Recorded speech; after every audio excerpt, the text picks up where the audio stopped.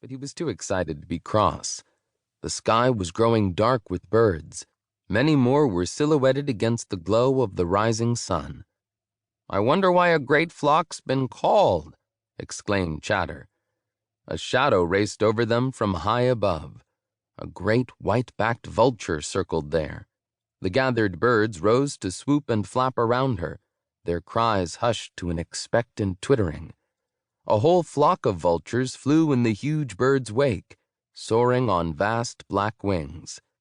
"Isn't that Wind Rider?" whispered Babel. "The old vulture who speaks with Great Mother?" "I think so," Chatter fluttered, watching her in awe. The strange quietness was pierced by Wind Rider's harsh, eerie cry. "I bring terrible news, birds of Bravelands. Great Mother is dead." Screeches and chirrups of horror rose throughout the sky. Crows gave rasping caws of shock, and the mournful hooting of cranes mingled with a burst of disbelieving chittering from the starlings. "No!" Chatter cried at Babel's side. "This is terrible news." Babel was stunned. No wonder the rhinos were upset. They must have known already. "Follow me." Wind Rider's command silenced the hubbub once more. No bird argued. The flock swooped and fluttered into a rough formation behind the vulture, and together the vast horde soared over the savannah, the sun gleaming and glinting on thousands of wings. The riot of colors dazzled Babel. "I wish the great flock could have been called for a happier reason," he thought. Already he could see where Wind Rider was leading them. Ahead and below, a large watering hole sparkled and glinted in the dawn. It was not the peaceful, happy place it should have been. Herds of grass-eaters milled and jostled on its banks, braying and bellowing in distress. As the birds flew lower, Babel saw a great stain on the water. Something huge lay half submerged in the lake. Great Mother. Babel had never seen the wise old elephant before. Now he wished he could never have seen her at all, if it had to be like this. She lay lifeless, torn by wounds that were dark with blood.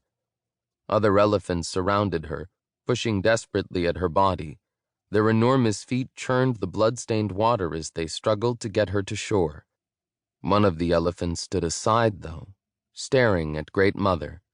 She looked young, thought Babel, smaller than the others, her legs trembling with shock. As he swooped lower, he could see her huge dark eyes, filled with grief, but oddly wise for such a youngster.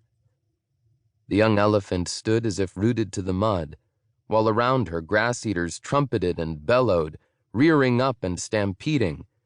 Zebras and wildebeests trotted to the shore, gaping at Great Mother's corpse, then surged away in a thundering, panicked mass.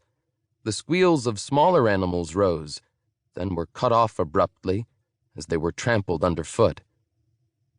Yet the young elephant stood unmoving. She seemed transfixed by the horror of the body. Every bird was landing now, finding perches on trees and rocks and grassy slopes. The banks of the lake became a flurry of wings as they settled, but there was no clamor of calls, only an eerie, mournful silence. Wind Rider and her vultures gathered on the body of Great Mother itself, wings raised as if to protect her. "This," Wind Rider cried harshly into the stillness, "this is only the beginning of the turmoil that will come to Bravelands." She opened her beak to speak more, but a deafening crack of thunder split the sky. It crashed across the watering hole, rolling and resounding. Every creature froze in shock. Babel hunched his head into his wings, terrified. The sky was no longer clear and dawn blue. It had been blotted out by a dark bank of cloud. Rain exploded, hammering down on the gathered creatures of Bravelands. Babel's feathers were instantly drenched and sodden. He stared at Chatter as rain streamed from their beaks and tails.